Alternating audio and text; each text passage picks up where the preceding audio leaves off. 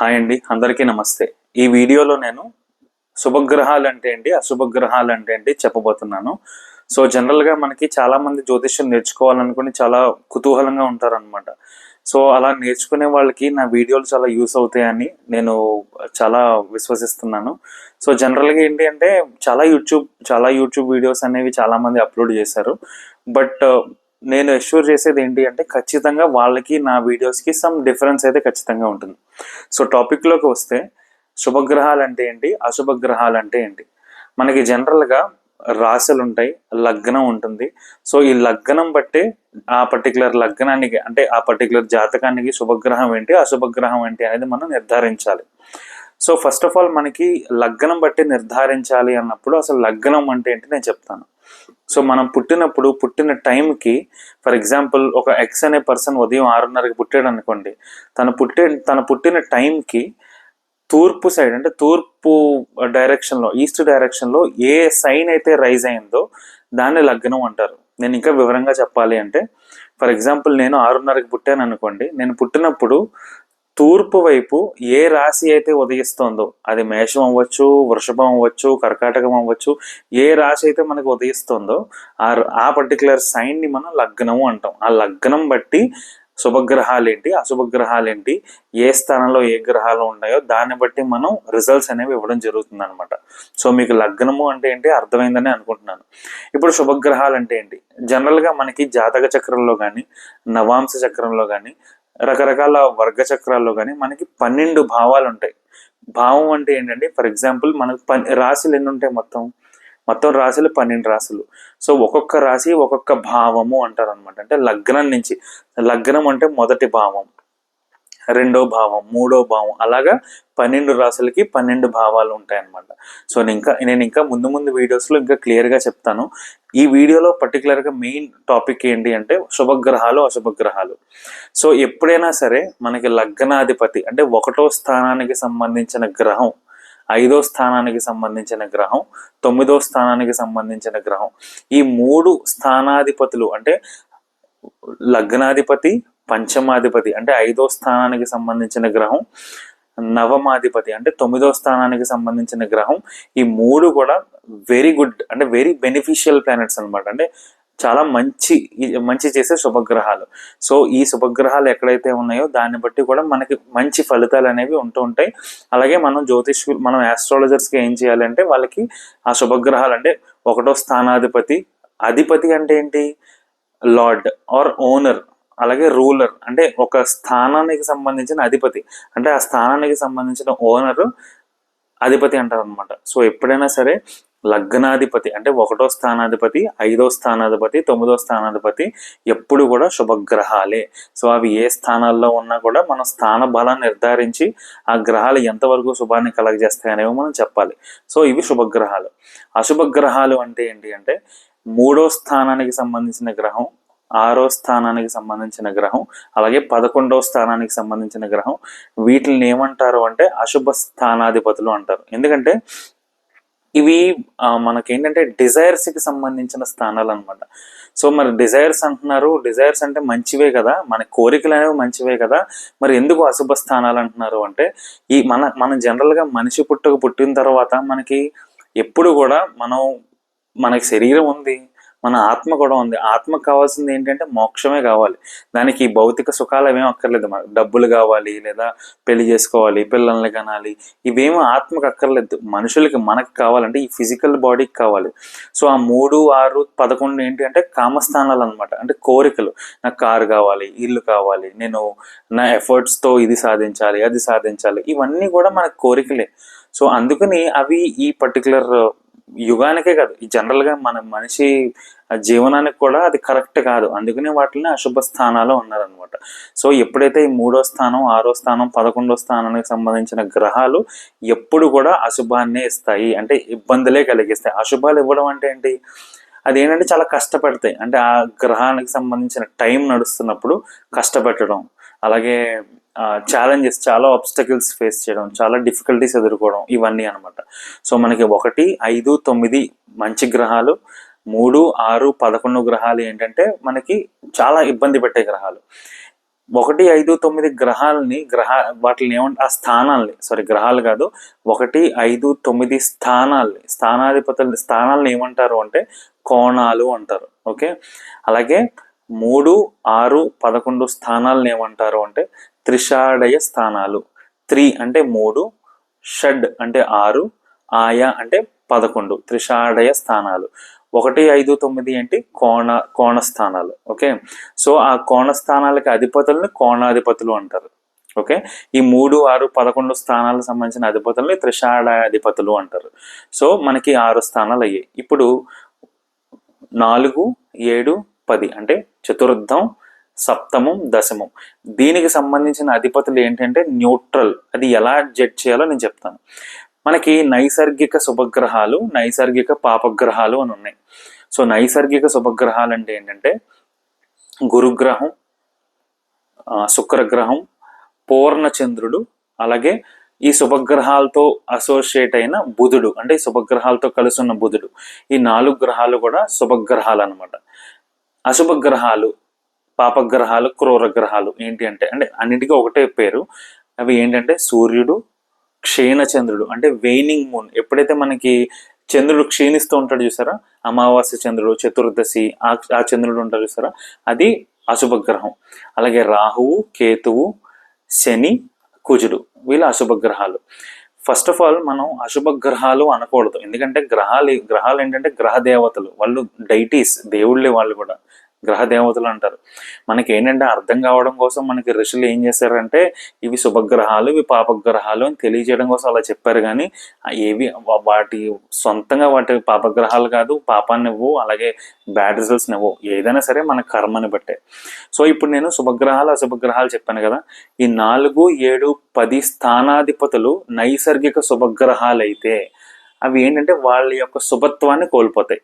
Okay, మీకు క్లియర్గా చెప్పాలి అంటే ఇప్పుడు 4వ స్థానం, 7వ స్థానం, 10వ స్థానం, ఈ 3 స్థానాలకి గురువు కానీ, శుక్రుడు కానీ, పూర్ణచంద్రుడు కానీ, బుధుడు కానీ ఎవరైనా సరే అధిపతులు అయ్యారనుకోండి, అవి ఏమవుతాయంటే వాళ్ళ యొక్క బెనిఫిట్నెస్ అంటే పాజిటివ్ అంటే ఆస్పీషియస్ రిజల్ట్స్ని ఇచ్చే అర్హత కోల్పోతాయి అనమాట. అలాగే ఈ 4వ స్థానం, 7వ స్థానం, 10వ స్థానానికి సంబంధించిన అధిపతులు నైసర్గిక పాపగ్రహాలు అయ్యాయంటే వాళ్ళు ఇచ్చే అంటే ఇబ్బందికరమైన రిజల్ట్స్ అన్ని ఇచ్చే స్కోప్ వాళ్ళకు ఉండదు. అవన్నీ కూడా న్యూట్రల్ అయిపోతాయి. అంటే శుభగ్రహాలు శుభత్వాన్ని ఇవ్వలేవు, పాపగ్రహాలు పాపత్వాన్ని ఇవ్వలేవు, అంటే న్యూట్రల్గా అయిపోతాయి. అంటే శుభగ్రహాలు శుభత్వాన్ని ఇవ్వలేవు అన్నంత మాత్రం అవి పాపగ్రహాలు అయిపోవు, అలాగే పాపగ్రహాల పాపం ఇవ్వలేదు అన్నంత మాత్రం అవి శుభగ్రహాలు అయిపోవు. సో ఇది చాలా డీప్ కాన్సెప్ట్ అనమాట. దీని గురించి నేను మళ్ళీ వీడియోలు చేస్తాను. సో 4, 7, 10 ఈ 3 స్థానాలకు సంబంధించిన గ్రహాలు కూడా న్యూట్రల్. అవి ఏంటి అంటే మనం మిగతా భావాలు బట్టి అంటే మిగతా అధిపతులను బట్టి కూడా మనం చూసుకోవాలి. సో ఈ 4, 7, 10 స్థానాలని కేంద్రాధిపతులు అంటారు. అంటే 4, 7, 10 స్థానాలని కేంద్రాలు అంటారు, వాటి యొక్క అధిపతుల్ని కేంద్రాధిపతులు అంటారు. సో ఇక్కడికి మొత్తం మనకి 9 స్థానాల గురించి చెప్పాను. అలాగే మనకి మెయిన్ లాస్ట్ 3 ఏంటంటే 2, 8, 12. ఈ 2, 8, 12 అనేవి ఇంప్రెషనబుల్ హౌసెస్ అంటారు అనమాట. అంటే ఈ అధిపతులు ఎవరితో అయితే కూర్చుంటారో, అంటే ఎవరితో అయితే కంజంక్షన్తో, ఎవరితో అయితే సంబంధం ఏర్పడిందో, ఏ గ్రహాలతో సంబంధం ఏర్పడిందో ఆ గ్రహాల యొక్క రిజల్ట్స్ అనేవి ఇస్తూ ఉంటారు. ఓకే, ఫర్ ఎగ్జాంపుల్ 2వ స్థానాధిపతి సూర్యుడు అయ్యాడు అనుకోండి, ఆ సూర్యుడు మంచి గ్రహంతో కూర్చున్నారు అనుకోండి, ఆ మంచి రిజల్ట్స్ అనేవి ఇస్తూ ఉంటారు. 8వ స్థానాధిపతి శని అయ్యారు అనుకోండి, ఆ శని మంచి గ్రహాలతో కూర్చుంటే మంచి రిజల్ట్స్ ఇస్తూ ఉంటారు. ఒకవేళ పాపగ్రహాలతో కూర్చుంటే పాపగ్రహాల యొక్క బ్యాడ్ రిజల్ట్స్ అనేవి ఇస్తూ ఉంటారు అనమాట. సో ఇవన్నీ కూడా 12 స్థానాలు. ఓకే, 12 స్థానాలు, 12 స్థానాధిపతులు నేను చెప్పాను. ఏ లగ్నం తీసుకున్నా లగ్నాధిపతి, పంచమాధిపతి, నవమాధిపతి ఈ 3 కూడా ది బెస్ట్ ప్లానెట్స్ అనమాట, బెస్ట్ రిజల్ట్స్ ఇస్తాయి. అలాగే చతుర్థాధిపతి, సప్తమాధిపతి, దశమాధిపతి. ఇప్పుడు ఈ 3 అధిపతులకి వేరే భావాలు కూడా ఉంటాయన్నమాట. ఇంకా క్లియర్గా చెప్తాను. సో ఇదంతా మీకు కన్ఫ్యూజింగ్గా ఉండొచ్చు, బట్ ముందుకు వెళ్ళే కొద్దీ కూడా మీకు క్లియర్గా అర్థమవుతుంటాయి. ఒక్క సూర్యచంద్రులకి తప్ప మిగతా అన్ని గ్రహాలకి కూడా 2 ఆధిపత్యాలు ఇచ్చారు. సూర్యుడికి సింహం, సింహరాశి అధిపతి, చంద్రుడికేమో కర్కాటక రాశి అధిపతి, బుధుడికేమో మిథున రాశి అలాగే కన్యా రాశి అధిపతి. అంటే 2 అధిపతులు ఉన్నాయి బుధుడికి, ఆధిపత్యాలు ఉన్నాయి. అలాగే శుక్రుడికి వృషభం ఉంది, తులా ఉంది, అంటే 2 ఆధిపత్యాలు ఉన్నాయి. కుజుడికి మేషము ఉంది, వృశ్చికం ఉంది, అంటే 2 ఆధిపత్యాలు. గురుగ్రహానికి ధనస్సు ఉంది, మీనం ఉంది, అంటే 2 ఆధిపత్యాలు. శనికి కుంభము ఉంది, అలాగే మకరం ఉంది. కుంభం ఉంది, మకరం, 2 ఆధిపత్యాలు అనమాట. సో ఒక సూర్యచంద్రుడికి తప్ప మిగతా అన్ని గ్రహాలకు కూడా 2 ఆధిపత్యాలు ఇచ్చారనమాట. ఇప్పుడు ఫర్ ఎగ్జాంపుల్ నేను మీకు చెప్పాను 4వ స్థానాధిపతి శుభగ్రహం అయ్యింది అంటే అది శుభత్వాన్ని కోల్పోతుంది అన్నాను. ఒకవేళ 4వ స్థానాధిపతి లగ్నాధిపతి కూడా అయింది అనుకోండి, మరి లగ్నాధిపతి ది బెస్ట్ అన్నాను కదా. సో అప్పుడు ఈ 4వ స్థానాధిపతి ఎప్పుడైతే శుభగ్రహం అయ్యి ఆ బెనిఫిక్ రిజల్ట్స్ని రెడ్యూస్ చేసేస్తుందో లగ్నాధిపతిగా అది పవర్ఫుల్ కాబట్టి సో అది పవర్ఫుల్ ప్లానెటే అవుతుంది. ఒకవేళ 4వ స్థానాధిపతి అశుభగ్రహం అయిందనుకోండి, తన యొక్క మ్యాల్ఫిక్నెస్ని తగ్గించేసుకుంటుంది. అదే ఒకవేళ లగ్నాధిపతి అయిందనుకోండి అది ఇంకా బెస్ట్ అయిపోతుంది అనమాట. సో ఇక్కడ ఏంటి అంటే మనం బాగా గుర్తుపెట్టుకోవాల్సింది ఏంటి అంటే చాలామంది కన్ఫ్యూజ్ అవుతూ ఉంటారు. మనకి నైసర్గిక శుభగ్రహం అయినా నైసర్గిక పాపగ్రహం అయినా లగ్నాధిపతి అయితే గనక అది శుభగ్రహమే, అది వెరీ బెస్ట్ రిజల్ట్స్ ఇస్తుంది అనమాట. ఇప్పుడు కుజుడు ఉన్నాడండి, కుజుడు కర్కాటక లగ్నానికి యోగకారక గ్రహం, అంటే 5వ స్థానాన్ని 10వ స్థానాన్ని రూల్ చేస్తూ ఉంటారు. సో కుజుడు ఏంటంటే వెరీ మ్యాల్ఫిక్, అంటే వెరీ నెగిటివ్ ప్లానెట్, బట్ యోగకారక గ్రహం అయింది కాబట్టి ది బెస్ట్ రిజల్ట్స్ ఇస్తూ ఉంటాడు అనమాట. సో ఈ రకంగా మనం శుభగ్రహాలు ఏంటి అశుభగ్రహాలు ఏంటి వీటిని మనం చూసుకోవాలి, దాన్ని బట్టి రిజల్ట్స్ అనేవి ఇవ్వాలి. ఇక్కడ నేను 2, 8, 12 స్థానాధిపతుల్లో ఇంప్రెషనబుల్ హౌసెస్ అన్నాను. అంటే ఆ స్థానాలు ఇంప్రెషనబుల్ హౌసెస్, అవి ఏంటంటే ఇండివిజువల్గా ఇవ్వలేవు, అదేంటంటే న్యూట్రల్గా ఉంటాయి, మోస్ట్లీ న్యూట్రల్గా ఉంటాయి. వాళ్ళ యొక్క లార్డ్స్ అంటే ఆ స్థానాధిపతులు ఏ గ్రహాలతో కలిసి ఉన్నారో ఆ గ్రహాల యొక్క రిజల్ట్స్ అనేవి ఇస్తూ ఉంటారు. సో ఇది బేసిక్. నేను ఫైనల్గా కంక్లూడ్ చేసేది ఏంటి అంటే మన జాతకంలో 12 హౌస్లు ఉంటాయి. హౌస్ అంటే ఏంటంటే మీరు కన్ఫ్యూజ్ అవుతుంది, స్థానాలు అంటారు, వాటినే భావాలు అంటారు. సో లగ్నం నుంచి లెక్క పెట్టుకుంటే మనకి 12 భావాలు. ఓకే, ఫర్ ఎగ్జాంపుల్ మీది వృషభ లగ్నం అయిందనుకోండి, ఆ వృషభాన్ని 1వ స్థానం కింద తీసుకుంటాం, మిథునం 2వ స్థానం, కర్కాటకం 3వ స్థానం, సింహం 4వ స్థానం, కన్య 5వ స్థానం,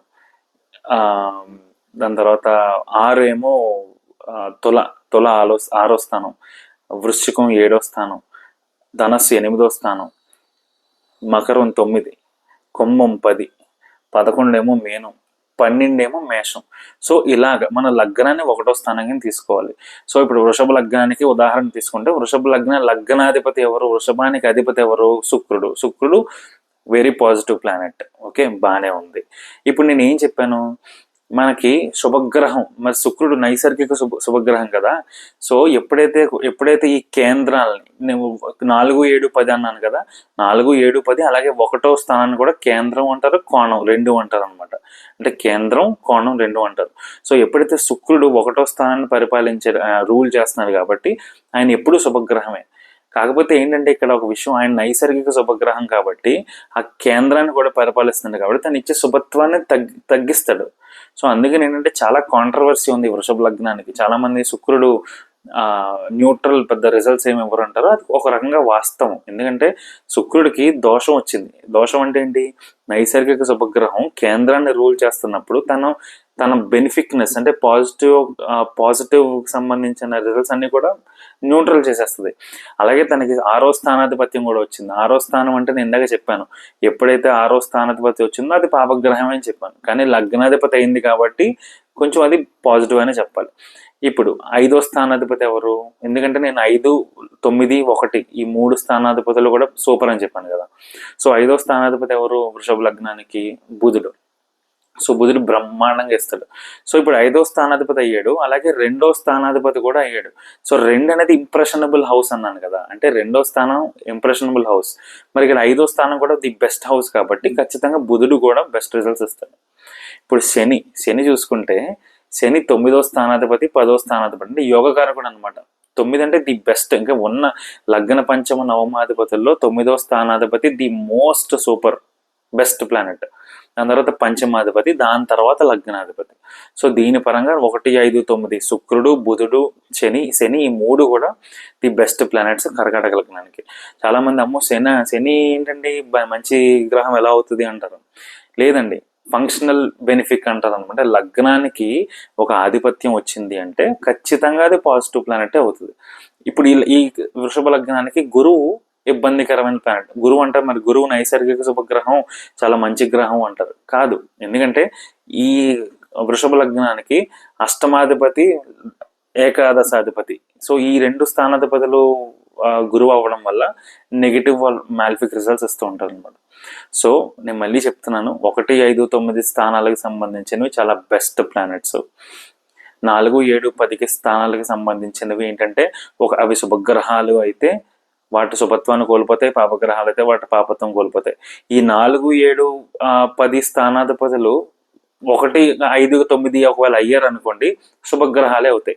ఒకవేళ 4, 7, 10 స్థానాధిపతులు 3, 6, 11 స్థానాధిపతులు అయ్యారు అనుకోండి, అవి పాపగ్రహాలే అవుతాయి. ఎందుకంటే ఇంకొక చిన్న ఎగ్జాంపుల్తో నేను క్లోజ్ చేస్తాను. ఫర్ ఎగ్జాంపుల్ ఇప్పుడు మీకు నేనేం చెప్పాను, 4, 7, 10 4వ స్థానాధిపతి. ఫర్ ఎగ్జాంపుల్ ఇప్పుడు మనం ఏం తీసుకుందాం, చంద్రుడిని తీసుకుందాం. చంద్రుడు మేష లగ్నానికి 4వ స్థానం, అంటే మేషం, వృషభం, మిథునం, కర్కాటకం కదా.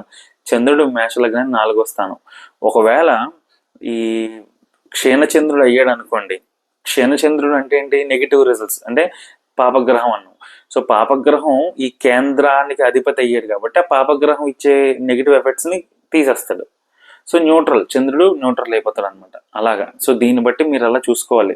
ఒకవేళ చంద్రుడికి ఇప్పుడు వేరే స్థానాధిపత్యం కూడా వచ్చింది అనుకుంటే అది పాజిటివ్.